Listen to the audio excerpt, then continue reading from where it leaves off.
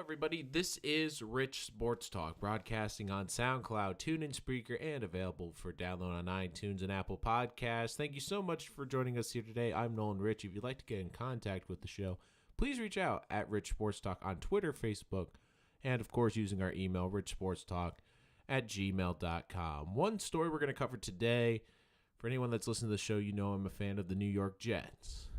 And the Jets, of course, making big news last night by announcing their next head coach. And I wanted to talk about this today because for those of you who've been listening to the podcast and following, you know the way I've been leaning that they should go after and pursue Mike McCarthy. And Mike McCarthy will not coach this year. I'm going to do a whole podcast and an episode coming up about all the coaching hirings in the NFL, my opinions, and why I think the NFL should look to buck a certain trend. But that will come up later. The reason I haven't done that podcast yet, I'm waiting for the dust to settle on all these coaching vacancies. There's only 2 left, so that podcast will be coming in the coming weeks. That could possibly be as early as Monday, so make sure you like and subscribe so you don't miss any of that content. So for the New York Jets, my list, when I looked at this pool of candidates, was the following. Number 1 was Mike McCarthy. Number 2 was Jim Caldwell. And people tend to forget. People are like, oh, Jim Caldwell, he's an overrated coach, to which I reply, you do realize he took the Lions to the playoffs in 2 of 4 seasons, had 3 winning seasons in Detroit in a division with Aaron Rodgers in a typically dysfunctional franchise in the NFL, and is 12 games over 500 as a head coach and an offensive mind. I want to just point something out here, and this is going to be a little bit of a spoiler to what I'm going to talk about on the coaching thing, but everyone's looking for the next Sean McVay. And I have said on this show that Sean McVay is going to get a lot of people fired. Well, he's also getting a lot of people hired. And the only thing I'm going to say about this trend about hiring these young coaches is look at who's still in the playoffs this weekend. Did you know that Sean McVay is the only one under 50 years old? And everyone loves Sean McVay. He's a terrific head coach. But I just want to remind you, if he loses to the Cowboys, he will have lost 2 divisional home playoff games in his career and be 0-2 in the postseason. But I digress. So the New York Jets hire Adam Gase. And man, Twitter and the airwaves in New York exploded. What are the Jets doing? This franchise is the same old Jets, dysfunction. How could they do this, especially with Mike McCarthy available? And my first reaction was, yeah, I was a part of that idea. What are they doing? Why would they do this? And when I really thought about it, I lowered the expectations a little bit, and I said, this isn't the worst hire compared to these other teams. And I had to look at it. I looked at all the other teams, and I'll rank these hirings, but right now for the Jets, outside the Arians hiring in Tampa Bay, I think the Jets did pretty well. They're getting a coach with NFL experience and who's an offensive coach for their young quarterback. But I understand why the fan base and why the New York media is frustrated, because I want to just point this out there with Mike McCarthy. Now, I'm not really sure what we will ever know why the Jets didn't give McCarthy. Did he want too much control? We'll see if there's any reports about that. Apparently, the first rumors was that they had a great meeting and that he put his name that he only wanted to coach the Jets.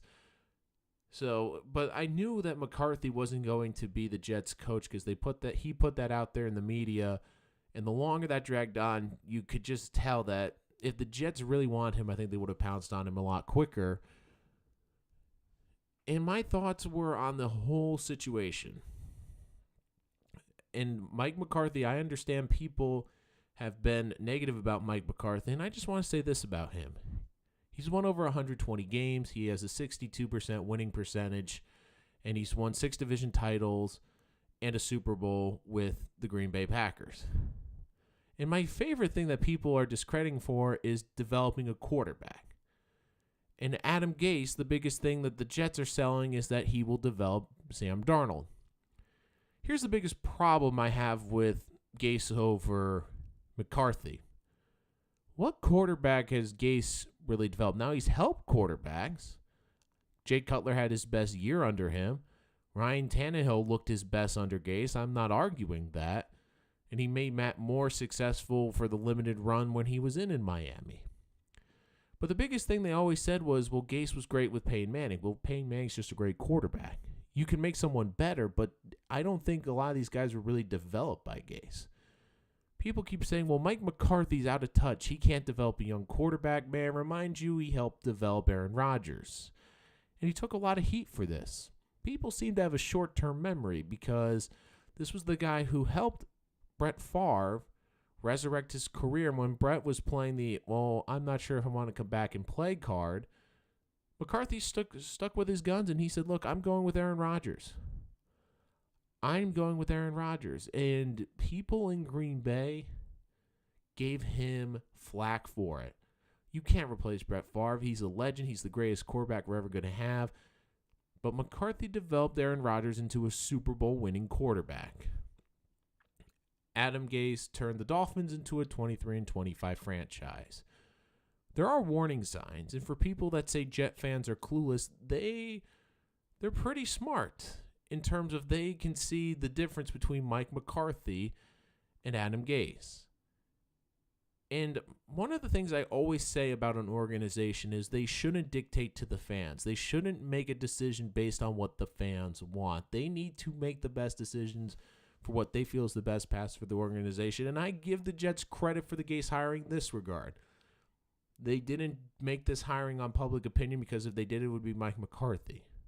And they knew there would be blowback if it wasn't Mike McCarthy, especially after McCarthy let it be known that it was the only job he was considering. And I do think Gase can help Sam Darnold.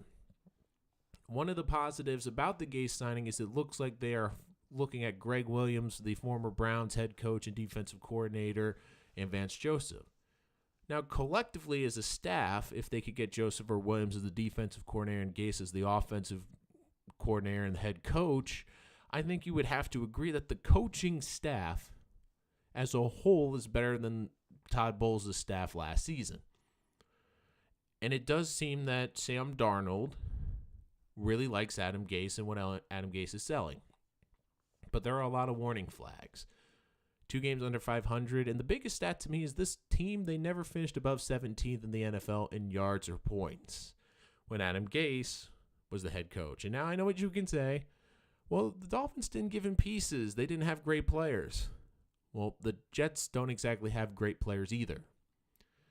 I really like Sam Darnold, and I do think that he will be the franchise quarterback the Jets need.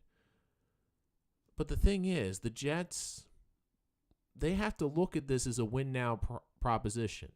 And that's why I thought McCarthy was the best option, because they only have a limited window on this rookie contract. And I can see this. Adam Gase, he has to win. Because Jet fans, they are not going to accept another 5-6 win season. If this team is out of it by November, you're going to see them. They want Adam Gase fired because McCarthy's still out there. And I get that. Because for the last almost a decade, this team, they haven't been playing relevant football in most Decembers, and especially the last couple of years. And the fans see that Darnold is special. I think we can all agree that he has shown us that he can be special. And Jet fans are cynic because there's always this feeling that somehow the Jets are going to mess this up. And it feels like this is such a Jet move because a Super Bowl winning coach wants to be your head coach and you go with Adam Gase. Now, I'm hoping that Gase can be great. If Gase develops Sam Darnold, this defense is better under Joseph or Williams, both of which who have had coaching experience, and I think the more great minds you can get in a room, especially on a football team and in a coaching staff, the better. But if he doesn't win and this team is 5-11, I would not be shocked if they gave him the axe next year if this season goes bad. Because right now the Jets, they have to realize this fan base is becoming disinterested. They are becoming disinterested. Last year, they had something. They have Sam Darnold. People want to see Sam. But if this team continues to be irrelevant in the second half of the season ticket holders, they're not going to keep buying those tickets. And I would love to see the figures of how many people will buy tickets or sell tickets after this Adam Gase hiring. And I know people have been bashing Adam Gase. And I can see why. And I'm one of those people that I look at this and I say, look, he's not my number one choice. Would he be my top 3 choice? Well, probably. I think he's better than some of these other coaches that for somehow, and this is the other thing that I think drove Jet fans nuts, is that the Baylor head coach, there's reports that they were considering him, but that they wanted to pick his staff, and he said no. Now, I don't think we'll ever get a full answer, but I'm amazed how we're seeing Cliff Kingsbury and some of these college coaches being considered, how you can have a losing record in college but be considered for an NFL head coaching job. And one of the jobs I think will be that doesn't help the Jets situation with this hiring too is what's happened in Tampa Bay with Bruce Arians being hired. Because I think Jet fans see that as a veteran coach who has helped develop quarterbacks go to a team. And if Tampa does really well next year and the Jets struggle, that's all you're going to hear. Well, Bruce Arians, look what he's doing in Tampa Bay. We could have had Mike McCarthy. Instead, we settled for Adam Gase. And it's alarming because Jet fans, they're being so, well, this is a guy that beat the Jets 5 out of 6 times. Well, okay, if you take that out, he's 18-24 against the rest of the NFL field. And I do think he did have a quarterback situation, and he will have a better quarterback situation with the Jets than Sam Darnold. I agree with that. I do think he's going to have a lot of cap space, but this, I said it before, and I will say it again, this is a crucial crossroads for the New York Jets franchise because they have the 3rd pick, because they're going to have $100 million in cap space. This is going to be a crucial offseason where they can set this team up to be successful for the next decade, or they can continue to set it back for the next 5 or 6 years. Because you have to take advantage of Sam Darnold's rookie contract. You have the cap space. And more importantly, it's about getting the right people in this locker room. I mean, do they go out and get a Le'Veon Bell? Maybe. Do they not because of the characters? That's something they're going to have to consider. And I know that in the New York media and for Jet fans, this was not a popular hire. And I understand why. And I would be remiss if I said, look, I agree with this hiring because Mike McCarthy would be my number one head choice too. I do think that you hope Adam Gase can get it done, and I do think he can help Sam Darnold, but I think he's going to have a shorter leash than a lot of these other Jet coaches because I think Todd Bowles got a long leash with the Jets, and I liked Todd Bowles, and I think he'll be very successful in Tampa Bay as the defensive coordinator again. And I will not be shocked if Todd Bowles gets another head coaching job down the road. However, with Adam Gase, if this team does not get off to a good start, if they are 2-4, 2-5 out of the gate, you are going to be hearing the calls for his job because Jet fans, they're going to say, well, Mike McCarthy's on a couch somewhere. Mike McCarthy's on a couch somewhere. We could have had him. Instead, we have Adam Gase, and we're still a losing team. I do think his personality, even though it's not great with the media, to me, like I'm one of those people, I know that's a big talking point is, well, how will he handle the media in New York? I don't really care how the coach handles the media. I care more about how he handles his team. And the reports that some of the players in Miami did not want him to come back is alarming to me. But he also is a very abrasive coach with a lot of discipline. This team lacked discipline. I think that was the big selling point for the rest of the team was how undisciplined they were under Todd Bowles. And could you say McCarthy, and could some of the criticism be that his system now is a little simplified and isn't as advanced as some of these other offensive systems? Yes. But right now for the Jets, I think that McCarthy would have been the safer option. Could he maybe have just been a double option instead of a home run? Maybe. But Adam Gase could be a grand slam or it could be a strikeout. There's a lot more variation with this hiring because you don't know what's going to happen and you don't know how Gase is going to do. And you know the fan base, they're not going to give him any leeway. You know, I think they gave Todd Bowles a little leeway because of that first 10-win season and this team was in a rebuild mode, and people could see that. But going into next year, they're going to say you have a young, talented quarterback. You're going to have $100 million in cap space. You're going to have the number 3 pick in the draft. If this team doesn't win 8 or 9 games and is competitive in December, I'm not saying they have to make the playoffs, but if they are out of it like they were this year in November, this fan base is going to turn on Gase and want him fired. Now, the Jets gave Todd Bowles, they let him coach out the end of the season. They gave him all the time in the world. But I think that leash is going to be shorter. And I will say this with Mike McCarthy. I do think we will see him back. You know, it could be interesting because of his family. He might enjoy the family life and decide, I've done everything I want to do in coaching. But if he still has that urge, I do see him coming back, and I can see him being successful again. And, oh, by the way, the New York Jets may have opened up a great opportunity for Mike McCarthy.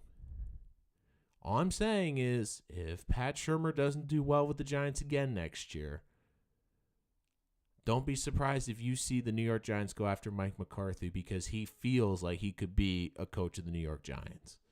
And I know that's a nightmare situation for Jets fans, and they've been burned by former coaches before, like Bill Belichick, but it could happen. Now, once again, I will say this. I said if I had to list the coaches I would want, Gase would probably be 3rd or 4th on my list. Mike McCarthy would have been 1, Jim Caldwell 2, and I'm still amazed at both of them. Both of them don't have jobs because of the jobs. I mean, apparently you need a losing record in college football get you hired as an NFL head coach, and not a winning record and a Super Bowl ring in McCarthy's case, or a winning record in Caldwell's case get you a job in the NFL. But I digress. So my thoughts, I think that this will be good for Darnold's development. That's going to be the selling point. If Darnold plays well next year, then Gase is going to be a home run. That's the biggest thing. If he can help Sam Darnold reach his potential, and I do think you've seen quarterbacks play better under Gase. Now, this notion that he's developed quarterbacks, I think, is false, because show me the development. I've seen him help improve quarterbacks, but not develop a young quarterback. I do think if he can help Darnold, then this is what they brought him in, is to help Sam Darnold. If Darnold regresses or doesn't play well next year, and especially if this team doesn't play well, this fan base will turn on him quickly. And I said this before.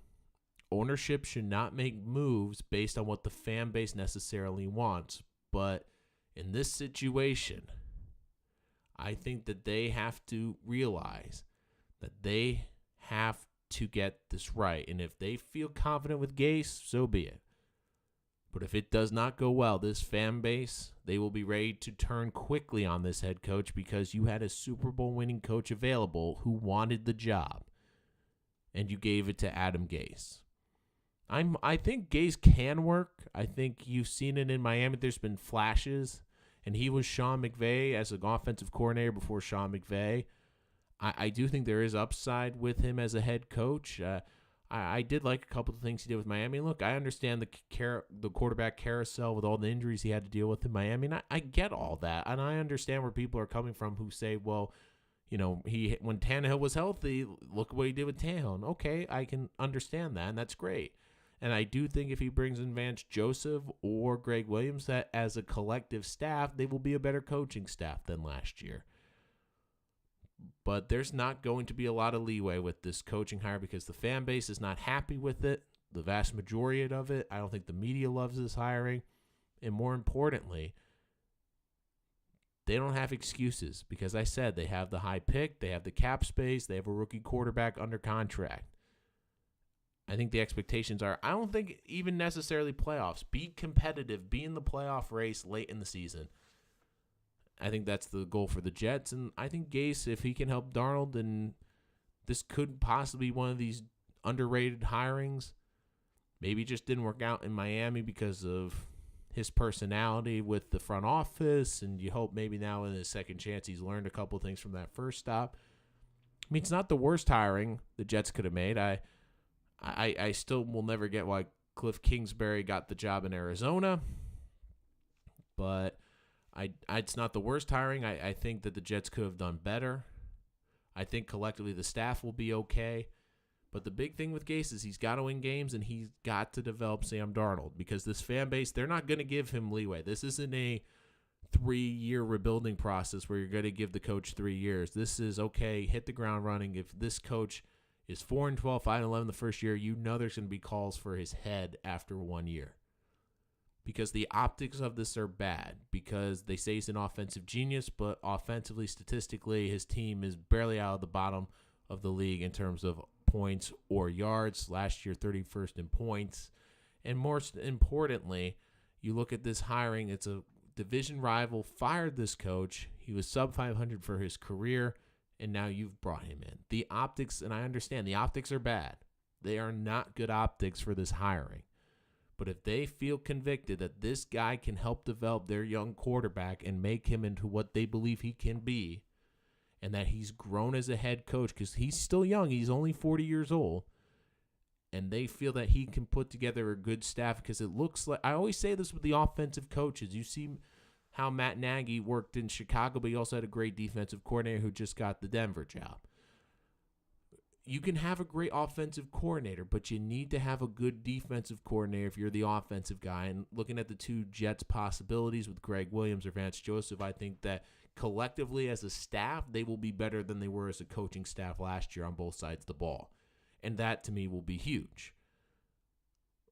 But this fan base, the optics are you signed a sub-500 coach when a Super Bowl winning coach with 62% winning percentage in his career said publicly he wanted the Jets job, and you said no.